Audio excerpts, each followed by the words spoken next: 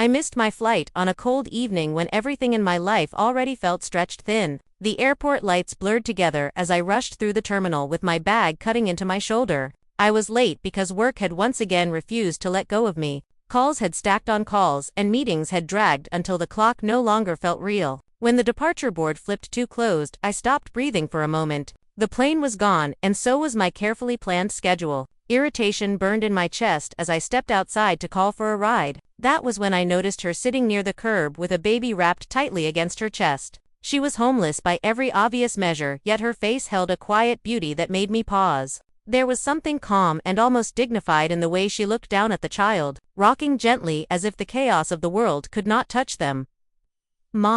Do not know why I stopped, because I had never been the type to pause for anyone. My life had been built on moving forward without looking sideways.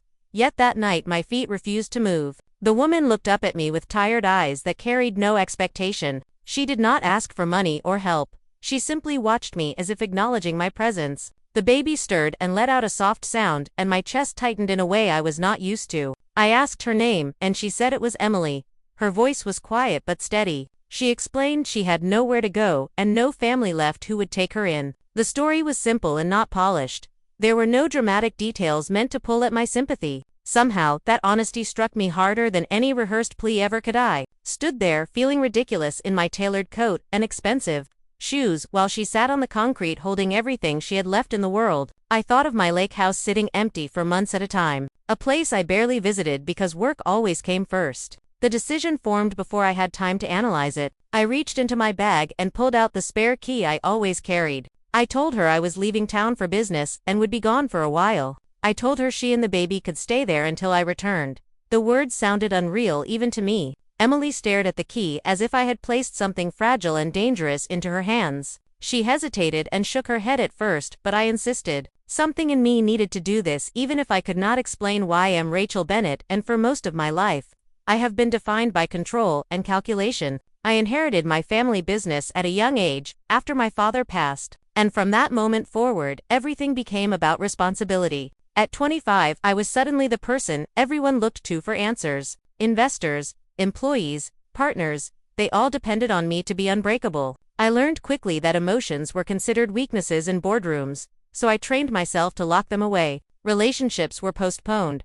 Family gatherings became rare. Even friendships faded into polite check-ins and holiday messages. My mother never stopped reminding me that success meant nothing without someone to share it with. And every time she said it, I felt a strange mix of guilt and annoyance because I did not know how to give her what she wanted. When I handed Emily the key that night, I told myself it was a temporary solution, 3 months at most. I was flying out for negotiations that would decide the future of several contracts. The trip was supposed to be demanding but manageable, yet nothing went as planned. Negotiations stretched on and complications kept piling up. One delay turned into another and then another. I barely had time to sleep, let alone think about the woman and baby at my lake house. Weeks blurred together into months. I returned home long after I had promised myself I would. Guilt simmered quietly under my exhaustion, but I pushed it aside the way I always did the night I finally drove back to the lake house. It was late, and the road was empty. The water beside it reflected the moon in broken silver lines.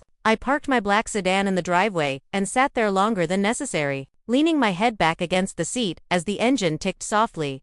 My body felt older than it should have. Every muscle protested the long days and longer nights I had forced on myself. I glanced at my reflection in the rearview mirror and barely recognized the woman staring back. Dark circles framed my eyes, and faint lines had settled into my skin, where energy used to live. Once I had been all ambition and fire. Now each day felt like survival rather than victory. Stepped out of the car and grabbed my briefcase. The house looked different somehow. Not neglected but not untouched either. A light glowed in the kitchen window, and for a moment confusion washed over me. I had not expected anyone to be awake, or anyone to be there at all, if I was being honest. I unlocked the door and stepped inside. The familiar scent of wood and clean air was mixed with something warmer. Something lived in. The sound of a television murmured softly from the kitchen. My heart began to beat faster as questions crowded my mind. As I moved through the hallway, memories of the past months pressed in. The endless meetings, the pressure, the loneliness I never admitted out loud. I wondered briefly if giving away that key had been reckless, or if it had been the only sincere decision I had made in years. I had not checked in, I had not called.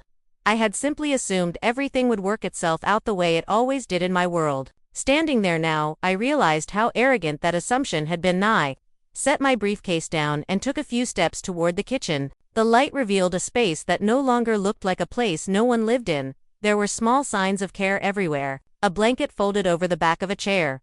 A mug sitting near the sink. The television casting soft shadows across the walls. My breath caught as I took it all in. This was no longer just my empty retreat from the world. Someone had built a fragile sense of home here in my absences. I stood there listening to the low hum of the television. I felt something shift inside me, a mix of anticipation and unease. I realized that whatever waited for me beyond that doorway was not something I could control with contracts or negotiations. The months I had spent away had allowed a story to unfold without me, and I was about to step directly into the middle of it, unaware that the choice I made at an airport curb would soon challenge everything I believed about responsibility, trust, and the cost of keeping people at a distance. I stepped fully into the kitchen, expecting to see Emily, but instead, I saw my mother sitting at the table. The sight hit me so suddenly that for a second I thought exhaustion had finally pushed me into hallucination. Margaret Bennett sat there with a cup of tea in front of her, the television playing some late-night program she barely paid attention to. Her posture was familiar, her presence heavy with all the unspoken tension that had defined our relationship for years. She did not turn around at first, only spoke in that tired, disappointed tone I had heard my entire life, saying it was almost midnight again, and work had once more stolen another day from me. The words landed exactly where they always did. Sharp and unwelcome. I felt my jaw tighten as I set my bag down, every muscle in my body aching from the endless grind. I had no patience left for lectures, especially not after everything that had piled up on my shoulders. She went on about rest and health and how a woman my age should slow down, how life was more than spreadsheets and contracts, and something inside me snapped. The frustration that had been building for decades finally surged to the surface. I poured myself a glass of wine with shaking hands and told her sharply that I heard the same speech every single night, that I was tired of it. The sound of my own raised voice startled even me. Margaret turned to look at me then, genuine confusion in her eyes, as if she truly believed she was only worried and never controlling. She asked why I was reacting like this, why I could not see that everything she said came from concern. The wine burned as I swallowed it too quickly, loosening my tongue and pulling old wounds open. I told her she never asked what I wanted, never considered that maybe the life I lived was shaped by decisions she and my father had forced on me. The words spilled out faster than I could stop them. Years of resentment finally finding I brought up Daniel, the man I loved when I was young, the one they decided was not good enough because he had no money and no connections. I shouted that he loved me genuinely and that should have been enough. Margaret looked stunned, as if she had buried that memory deep and never expected it to resurface. She tried to dismiss it as ancient history, but that only fueled my anger. I reminded her of every other relationship they had quietly destroyed, every excuse they used, ambition, timing, appearances, until there was nothing left but work and obligation.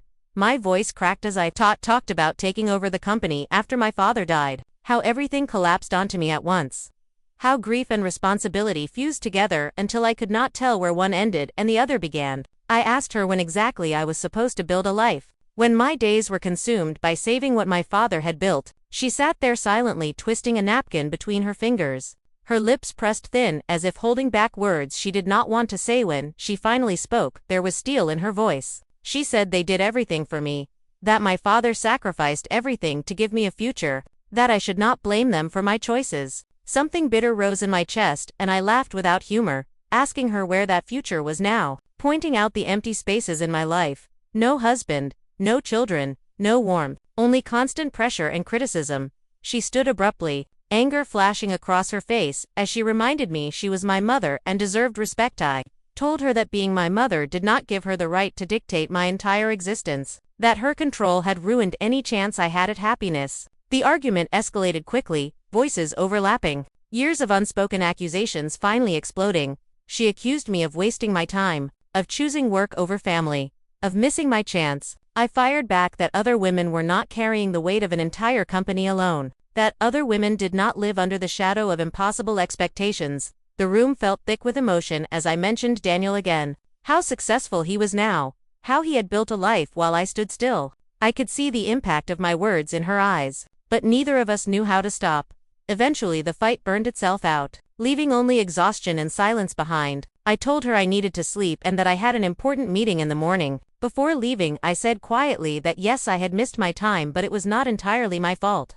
Then I walked upstairs and closed my door, leaning against it as tears finally fell. The next morning, I woke with a pounding head and regret gnawing at my chest. The house was strangely quiet. Margaret was not in the kitchen where she always was. I assumed she was upset and avoiding me. Guilt flickered, but I pushed it aside. Work demanded my attention, as always. I left a short note saying I would be late and drove to the office, burying myself in tasks and meetings to avoid thinking about the fight. It was mid-afternoon when my phone rang and my housekeeper Linda spoke in a panicked voice, telling me my mother was missing. The words did not make sense at first. I asked her to repeat them, my heart dropping as reality set in. Linda explained she could not find Margaret anywhere, that her bed was untouched and her phone left behind. I grabbed my coat and told my assistant to cancel everything, fear overtaking logic as I rushed out of the building.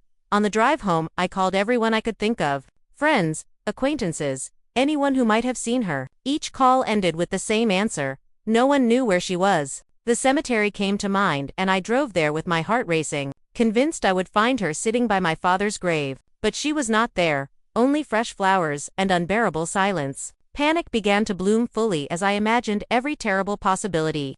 I spent the rest of that day calling hospitals and then the police, filing a report and arguing with officers who told me to wait, telling them she was elderly and had health issues. I returned home numb and hollow, the lights blazing in empty rooms as if brightness could chase fear away. That night I did not sleep. I sat staring at my phone, willing it to ring, replaying our argument over and over until guilt crushed my chest. Days passed with no news. The police offered nothing but vague reassurances. A private investigator followed leads that went nowhere. Margaret Bennett seemed to have vanished into thin air. I went through the motions at work, but my mind was elsewhere, consumed by the thought that my last words to my mother had been filled with anger. When negotiations finally forced me to travel, I left reluctantly, telling myself the search would continue without me, unaware that fate was already weaving our lives back together in ways I could never have predicted. Leaving the city while my mother was missing felt like tearing myself in half. Every instinct screamed that I should stay, keep searching, refuse to move on with life until she was found. Yet the company demanded my presence and hundreds of employees depended on decisions only I could make. I convinced myself that leaving did not mean giving up. The police were still searching. The investigator was still calling daily. Linda was at home watching for any sign of her return, and I would stay reachable at all hours. That was the logic I clung to as the plane lifted off and the city shrank beneath the clouds. Though my chest ached with the fear that distance might make something irreversible, the negotiations were brutal from the start. Every meeting stretched longer than planned. Every agreement came with new conditions. Investors dissected projections and questioned time, forcing me to defend every choice I had made over the past decade. I answered confidently out of habit, but inside I felt hollow. Each break between meetings, I checked my phone obsessively, hoping for Linda's name or the investigator's number to appear on the screen. Each time there was nothing, my stomach twisted tighter. Nights in the hotel were the worst. Silence pressed in from every side, and my thoughts circled endlessly around my mother, wondering where she was sleeping, if she was safe, if she was angry or frightened or hurt. Weeks turned into months, almost without my noticing. The original 3-month timeline stretched to 6, as new opportunities opened and new complications arose. I told myself that prolonging the trip was necessary for the future of the company, that once everything was finalized, I would return home and dedicate myself fully to finding Margaret. Yet with every passing week hope thinned. Calls from the investigator grew less frequent and less optimistic. Police updates became routine and empty. Eventually, they said there were no new leads, that the case would remain open but inactive. Those words settled over me like a quiet sentence I did not want to accept. Throughout those months, I thought often about Emily and her baby at the lake house. Sometimes the thought brought a strange comfort, imagining that at least one impulsive decision of mine had resulted in something warm and human. I checked in with my driver Tom, who occasionally stopped by to deliver supplies or make sure everything was in order. He always reported that they were fine, that the house was clean and the baby was growing fast, that Emily had found part-time work nearby and seemed grateful beyond words. Hearing that eased something in me I had not realized was so tense, as if part of my heart had anchored itself to that quiet place by the water. When the final contracts were signed and the deal closed successfully, I expected to feel triumph.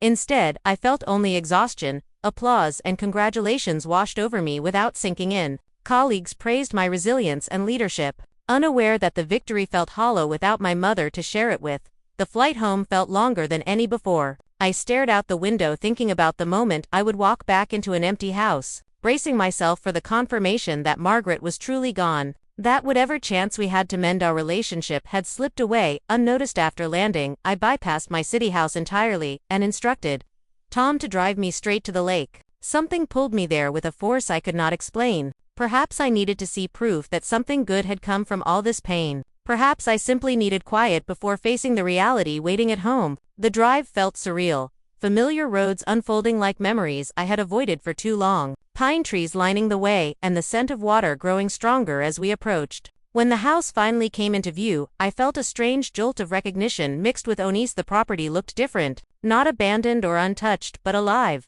Flowers bloomed where I remembered bare ground. Curtains framed the windows with warmth. Even the gate looked freshly painted. For a moment, I wondered if I had taken a wrong turn. Tom smiled as if reading my thoughts and told me Emily had taken great care of the place, that she treated it like a blessing she never wanted to waste. I stepped out of the car slowly, absorbing the scene. The air felt lighter here, cleaner, as if the weight I carried could not fully cross the threshold. As I walked around the side of the house, I heard laughter. A child's laugh, clear and bright. The sound stopped me cold. It echoed across the water and pulled me forward without conscious thought. I followed it toward the small gazebo near the pond, my heart beating faster with every step. Then I saw them, and the world tilted on its axis. An elderly woman sat in a wicker chair with a toddler on her lap, pointing toward ducks gliding across the pond, her posture relaxed, her smile soft and familiar. Beyond reason I knew her instantly. Recognition surged through me so powerfully my knees nearly gave out. It was Margaret, my mother, alive and sitting peacefully, in the place I least expected her to be. A sound escaped my throat, something between a whisper and a sob. I said her name, and took a step forward, then another, tears blurring my vision. She turned to look at me slowly, curiosity in her eyes. Not recognition, not relief, just gentle confusion. She asked politely if she knew me, and in that moment, joy and devastation collided so violently I could barely breathe. I told her who I was. Told her I was her daughter. Watched as she searched my face with careful attention before shaking her head apologetically, saying she must be mistaken, that she did not remember me. The words felt unreal, like a nightmare layered over a miracle. Before I could respond, Emily stepped out of the house carrying a pot, smiling warmly at me, welcoming me home as if nothing extraordinary were happening. When I pointed trembling fingers at my mother and told her who that woman was, Emily froze, shock washing over her face as understanding settled in. We sat together as Emily explained everything. How she had found Margaret wandering near the road days after moving in. How my mother had been lost and frightened asking for a house she could not describe clearly. How she recognized the lake house as a place tied to a man named William, my father. Emily told me how Margaret remembered her past vividly but nothing after my father's death. How she spoke of being young and newly married, of teaching and building a life, but never mentioned having a daughter. Hearing it felt like listening to someone describe a life that belonged to me, yet existed without Emily had taken Margaret to a local doctor who suspected a minor stroke, one that affected long-term memory, but my mother had refused extensive tests out of fear. So Emily cared for her the only way she knew how, with patience and kindness, letting her cook, clean, and watch over the baby, giving her purpose and safety. As Emily spoke, I watched my mother laugh with the child on her lap, her face relaxed and peaceful in a way I had not seen in years. The pain of her absence from my memory clashed with relief that she had not been alone, or afraid. That afternoon stretched on in a haze of emotions. Gratitude toward Emily, so deep it left me speechless. Sorrow for the months I had spent believing my mother was lost forever, and cautious hope that this strange reunion might still lead to healing. I promised myself that I would not waste another moment, that whatever came next, I would face it fully. Not as a businesswoman, managing a crisis, but as a daughter reclaiming what she almost lost, even if the path ahead was uncertain and fragile. I stayed there by the pond for a long time watching my mother laugh with the child. The scene felt unreal, as if I had stepped into an alternate version of my life where loss and relief existed at the same time. Emily sat across from me explaining every detail slowly so I could absorb it. She told me how my mother refused to leave the house after that first day. How she clung to familiar objects and spoke about my father as if he were still alive. How nights were hardest because confusion would settle in and questions would repeat. Emily never complained as she spoke. Her voice carried only empathy and quiet strength. Listening to her, I realized how deeply wrong I had been about people, how little trust I had placed in kindness that did not come with contracts or guarantees. When Emily finished, I stood up and walked toward my mother carefully. Afraid sudden movement might frighten her, she looked up at me with a warm, polite smile, the kind she used to give strangers, not the sharp, critical look I knew so well, and somehow that hurt more than anger ever could. I knelt beside her chair and spoke gently, telling her my name again, telling her I was glad she was safe. She nodded kindly and said, I seemed nice. That was all. I swallowed the ache in my throat and nodded back, promising myself that recognition could wait. What mattered was that she was alive that evening. We all sat together at the long wooden table on the porch. Emily served soup she had made herself. My mother talked about her youth with animated gestures, about teaching children and falling in love with my father. Every story stopped before reaching the years that included me. Each pause felt like a small invisible cut, yet I listened without interrupting, afraid that pushing too hard would shatter the fragile calm that surrounded her. The child giggled and smeared food everywhere, and my mother laughed freely, a sound I realized I had not heard in decades. For the first time since my father died, she looked unburdened. The next morning, I arranged for a neurologist to come to the house, one of the best in the city. I wanted answers even if they frightened me. The examination was long and quiet. My mother grew restless but remained polite. The doctor spoke to me privately afterward, explaining that she had likely suffered a minor stroke around the time she disappeared, one that damaged long-term memory while leaving older memories intact. He said recovery was unpredictable. Sometimes memories returned gradually, and sometimes they never did. Treatment and familiar surroundings could help, but there were no guarantees. Hearing that forced me to confront a truth I had avoided. I might never get my old mother. Bekai cried alone in my bedroom that night. Not loud, desperate sobs, but quiet, steady tears. Grief for the mother I knew mixed with gratitude for the woman she still was. I thought about how cruel our last argument had been and how meaningless it felt now. All those accusations and years of resentment dissolved in the face of her vulnerability. I realized that if she never remembered the pain between us, then perhaps it was my responsibility to let it go too. Holding on to anger would serve no one. Over the next few days, I made decisions faster than I ever had in business. I arranged for my mother to move back to the city with me. I offered Emily a permanent place in my home and a job at my company. She resisted at first, insisting she owed me too much already, but I explained that she had saved my mother when I could not. That gratitude was not enough. She finally agreed with tears in her eyes. We packed the house together carefully, my mother humming softly as she folded linens, unaware that she was closing a chapter she would never remember opening. Life in the city was different from the quiet lake, but we adapted. Emily proved to be exceptionally capable at work. Her experience showed quickly, and my team grew to respect her. The baby filled the house with noise and warmth, something my walls had not known in years. My mother settled into a gentle routine, helping the nanny and telling stories that belonged to another time. Sometimes she would look at me thoughtfully, as if sensing familiarity just out of reach. And each time my heart would pause in hope before continuing on. Weeks passed and something unexpected happened. The house no longer felt like a place I returned to only to sleep. It felt alive. Dinners were shared and laughter echoed through halls once silent. I began coming home earlier, finding excuses to leave the office before night swallowed the day. My work did not suffer as I feared. Instead, I found myself more focused, less brittle, as if caring for something beyond profit grounded me in a way ambition never had. One evening, as I helped my mother water the plants on the balcony, she suddenly looked at me with clarity that stole my breath. She said my name softly and asked where I had been. The words broke through me completely. I answered through tears, and she reached out to touch my face. Confusion flickered briefly before recognition settled. Not complete and not stable, but real enough. From that moment on, memories began to return slowly, fragmented and incomplete, but meaningful. She remembered that she had a daughter she loved even if details remained blurry. The doctor said progress like that was encouraging, that emotional connections often resurfaced before specific events. I clung to that hope carefully, celebrating each small victory without demanding more. My mother would sometimes forget again and call me by another name, and I learned not to correct her harshly, only to stay present and kind. Patience became my new discipline, far more challenging than any negotiation I had ever handled. Emily thrived as well. Confidence replaced fear. She laughed more easily and spoke about plans for the future. Watching her rebuild her life reminded me that healing did not require erasing the past, only stepping forward despite it.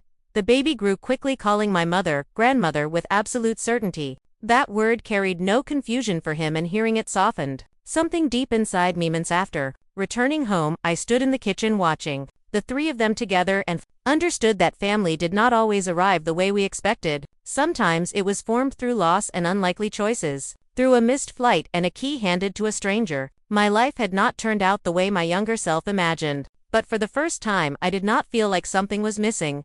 I felt present, grounded, and quietly grateful for the imperfect, fragile wholeness we had built together.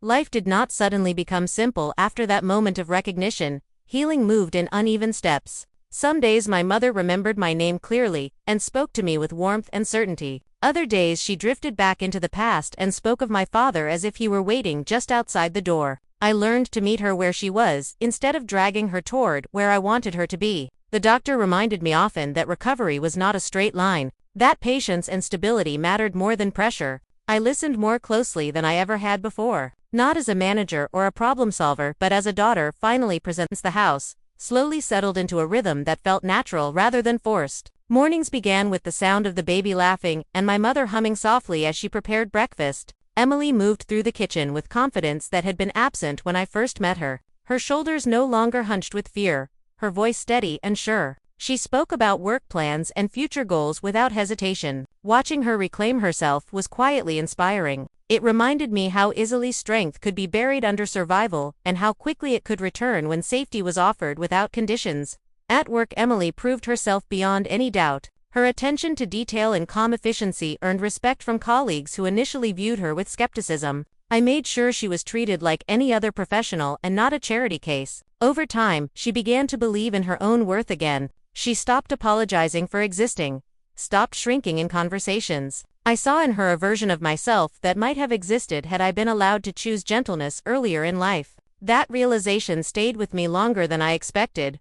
My relationship with my mother transformed into something entirely new. The old power struggles faded as memory blurred their sharp edges. Without the weight of past expectations, she became softer, more open. She laughed easily and offered affection without judgment. Sometimes she looked at me with a mix of recognition and curiosity, as if sensing a bond she could not fully explain. Instead of feeling robbed by what she had forgotten, I felt oddly grateful for what remained. Love stripped of criticism felt like a second chance neither of us had asked for, but both needed. There were difficult moments too. Nights when she became frightened and asked where she was. Moments when frustration flashed across her face because words would not come. I learned to slow down then, to hold her hand and reassure her without logic or explanation. Those moments taught me more about patience than years of leadership training ever had. I stopped measuring progress and outcomes and began measuring it in calm breaths and shared smiles. The baby grew quickly, filling the house with constant motion and sound. My mother delighted in every small milestone, and Emily watched with tears each time he reached for her or laughed at her voice.